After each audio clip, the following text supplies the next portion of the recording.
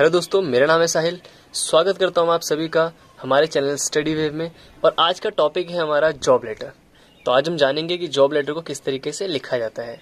इससे पहले ही कुछ वीडियो में मैंने आपको लेटर टू एडिटर समझाया था। जिसको लेटर टू एडिटर समझना है एकदम अच्छे तरीके से समझाया मैंने। 11th-12th की क्लास में किस तरीके से लेटर आते हैं, कितने कितने आते हैं, वो सभी समझाया मैंने। डिस्क्रिप्शन में आपको उनका लिंक मिल जाएगा, जाइए और जरूर देखिए वीडियो को। आइए बात करते हैं इस वीडियो की। तो जॉब लेटर की बात करते हैं। तो जैसे कि आप सभी जानते हैं, लेटर लिखने का फॉर्मेट होता है। उस फॉर्मेट को सबसे पहले जानते हैं, ठीक है। तो सबसे पहले किसी भी लेटर को लिखने के लिए हमें क्या चाहिए होता है? सेंडर एड्रेस, ठीक है। तो सेंडर एड्रेस बहुत ही जरूरी होता है, ठीक है।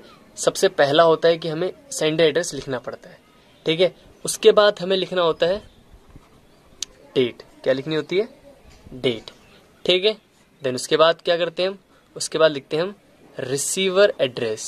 क्या डालते हैं? Receiver address. अब आपको बता देता हूँ सेंडर एड्रेस, डेट और रिसीवर एड्रेस के बारे में।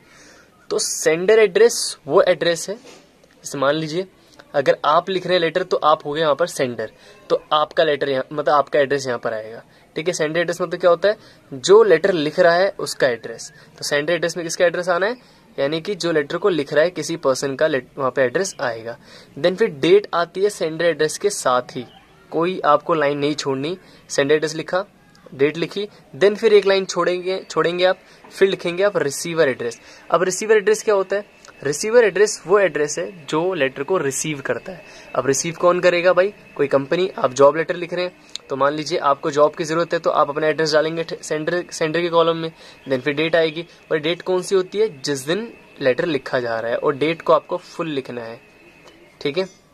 फुल मतलब जैसे मान लीजिए आज डेट है, आज डेट 15 है, तो 15 जून 2020, इस तरीके से पूरा डेट आना चाहिए। शॉर्ट डेट नहीं चलेगी। आप 15 जून और ऐसे 20 ऐसा करेंगे, गलत हो जाएगा, ठीक है। ये गलत है और ये एक सही फॉर्मेट है। अच्छे मतलब मार्क्स मिलते हैं, टीचर इस चीज को चेक करता है आपको। उसके बाद रिसीवर एड्रेस डालेंगे आप। रिसीवर एड्रेस में वो एड्रेस, जैसे मान लीजिए आप किसी कंपनी को भेज रहे हैं, ठीक है, जॉब के लिए, तो उस कंपनी का एड्रेस आएगा यहाँ पर, ठीक है। बात समझ में आ गई? मैं आपको एक फॉर्मेट दिखाऊंगा अभी, जिसमें आपको पूरा समझ में आ जाएगा किस तरीके से डालना है। जो जॉब लेटर होता है ये आपके एग्जाम में 6 मार्क्स का आएगा, ठीक है। 11th-12th क्लास के लिए 6 मार्क्स का है ये। तो इसको आप जरूर करें, क्योंकि मोस्ट प्रोबेबली चांसेस होते हैं इसके कि ज्यादातर आता ही आता है जॉब लेटर। कंफर्म है 2 लेटर आएंगे आपके, ठीक है। अब 2 में से एक जॉब लेटर तो ज्यादातर चांसेस होते ही होते हैं। 70 to 90% चांस होता है कि जॉब लेटर आता ही आता है, ठीक है। तो इतने ज्यादा चांसेस है, सोच लो 6 मार्क्स पाने हैं तो इस लेटर को अच्छे तरीके से याद कर लो, ठीक है। ये फॉर्मेट तो बिल्कुल याद कर लो, हर लेटर के अंदर ये फॉर्मेट आपको डालना होगा, ठीक है। अब आइए जरा एक बार लेटर की तरफ बढ़ते हैं। एक फॉर्मेट दिखाता हूं मैं आपको लेटर का, ठीक है, ताकि आप समझें। तो ये आपके सामने एक फॉर्मेट है जो कि जॉब लेटर का मैंने लिखा है। मैं समझाऊंगा आपको। कोई भी जॉब लेटर आ जाए आप इस फॉर्मेट से लिखेंगे, पूरे नंबर मिलेंगे, कहीं कोई नंबर नहीं काट सकते टीचर। तो सबसे पहले बात करते हैं सेंडर एड्रेस और रिसीवर एड्रेस और डेट की, ठीक है। तो ये जो पोर्शन देख रहे हैं आप, ये वाला पोर्शन, ये एक सेंडर एड्रेस है, ठीक है। ये मेरा खुद का एड्रेस है और मैंने यहाँ पर लिख रखा है। तो इसमें क्या बोलेंगे? ये आपका हो गया सेंडर एड्रेस, ठीक है। तो ये आपका हो गया सेंडर एड्रेस। ये आपकी डेट हो गई, ठीक है। और ये आपका हो गया रिसीवर एड्रेस, ठीक है। तो रिसीवर एड्रेस आपका ये हो गया। बहुत सिंपल तरीका, ठीक है। अब देखिए सेंडर एड्रेस लिखने का तरीका देखिए। मान लीजिए मेरा WB25 नांगल राया न्यू दिल्ली और ये डेट आ गई, ठीक है। तो मैंने 3 लाइन में अपना सेंडर एड्रेस का निपटा दिया। फिर एक मैंने यहाँ पर कोई बिना गैप दी डेट डाल दी। देन उसके बाद मैंने एक लाइन छोड़ी और फिर मैं रिसीवर एड्रेस पे आया। रिसीवर एड्रेस मैंने द मैनेजर लिख रखा है। अब मान लीजिए अगर आप एक स्कूल के प्रिंसिपल को जॉब लेटर लिख रहे हैं टीचर के लिए, तो यहाँ पर आप मैनेजर की जगह क्या डाल देंगे? द प्रिंसिपल, ठीक है। किसी फर्म को लिख रहे हैं, मैनेजर, ठीक। उसके बाद कंपनी का नाम आएगा यहाँ पर। अब मान लीजिए स्कूल है तो स्कूल का नाम आ जाएगा। देन फिर उस कंपनी का एड्रेस आ जाएगा कि वो कंपनी कहाँ पर है। क्लियर होगी बात? फिर आपका मेन होता है सब्जेक्ट, ठीक है।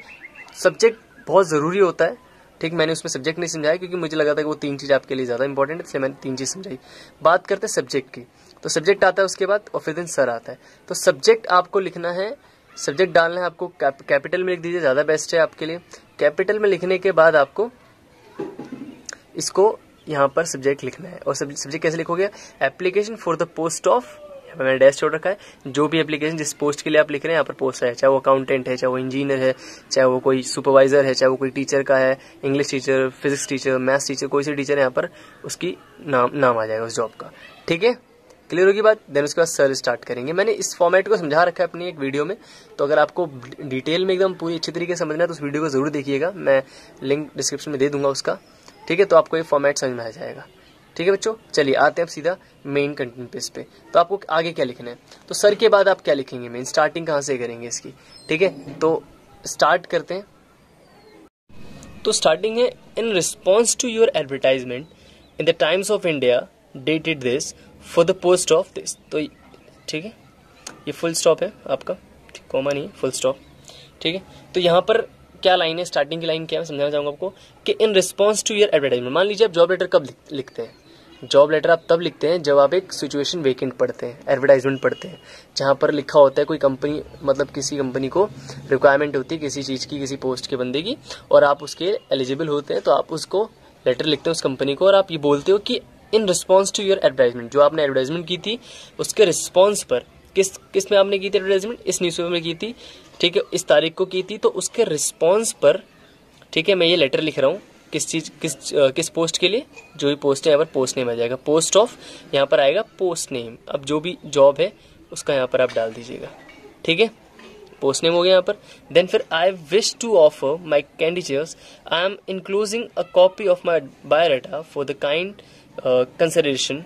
तो यहाँ पर आप लिखते हैं कि मतलब मैं भी उस चीज़ के लिए अपना, मतलब जो भी मेरी वैल्यूएबल सर्विसेज हैं मैं उस चीज़ के लिए देना चाहता हूँ। ठीक है, मैंने अपना बायोडाटा मतलब अटैच कर दिया लेटर के साथ। I am available for the interview on any day of your convenience. तो मैं अवेलेबल हूँ, आप जब भी आपको मतलब कन्वीनियंस हो आप मुझे इंटरव्यू के लिए बुला सकते हैं, मैं हर टाइम अवेलेबल हूँ।